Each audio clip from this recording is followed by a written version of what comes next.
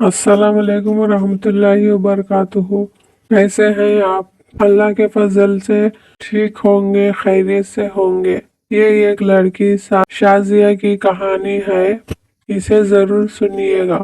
शाजिया की मामी बोली, शाजिया से, मैं तुम्हें कब से आवाज दे रही हूँ, सुनती नहीं हो तुम। शाजिया बोली, मैं स्कूल का काम कर रही थी। मामी बोली, पढ़ाई पर ध्यान जरा कम दिया करो, जाओ जाकर पानी गर्म करो। शाजिया अपने वालिद की एकलौती बेटी थी। वालिदैन एक हादसे में वफात पा चुके थे। वो अपने मामू के घर में रहती थी। मामू की भी एक ही बेटी नीलम थी, जो शाजिया की हम उम्र थी। मामी का रवैया उसके साथ अच्छा नहीं था। मामू कुछ सोचकर खामोश रहते थे। शाजिया नेक फितरत लड़की थी, घर के सारे काम काज करती थी। उसके बावजूद घर में उसकी कोई कदर, कोई अहमियत नहीं थी, ना कोई काम उसकी मर्जी से होता। शाजिया के मामू घर के माहौल खराब होने के डर से खामोश ही रहा करते थे। एक दिन मामी ने मामू से कहा, शाजिया की पढ़ाई का ये आखिरी साल है, उसके बाद उसे घर बिठा दीजिए। मामू ने कहा, तो क्या शाजिया सिर्फ इतना ही पढ़ेगी? तो क्या आप उसे डॉक्टर बनाएंगे?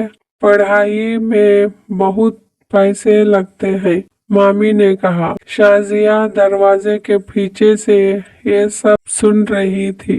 वो सामने आकर नहीं बोल सकती थी, फिर भी हिम्मत जुटाकर, मामी ऐसा मत करें, मैं आगे पढ़ना चाहती हूँ। मामी बोली, बस करो शाजिया, हमें नीलम बारे में भी तो सोचना है।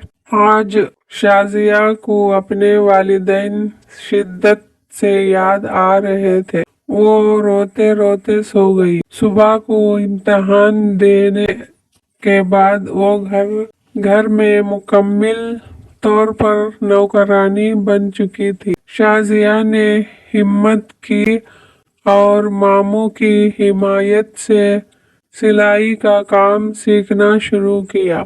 शुरू में मामी ने एतराज किया, लेकिन फिर कुछ सोचकर खामोश हो गई।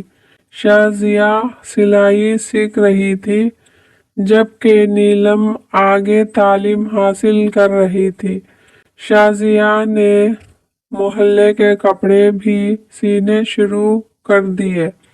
अब आहिस्ता आहिस्ता शाजिया के हाथ में कुछ पैसे आने लगे थे, मगर अभी उन्हें खर्च करने का वक्त नहीं आया था। वो अपनी मंजिल तक पहुंचने के लिए बेकरार थी। जब एक माकूल रकम उसके पास जमा हो गई तो उसने अल्लाह का नाम लेकर एक छोटे से बोते का आगाज किया।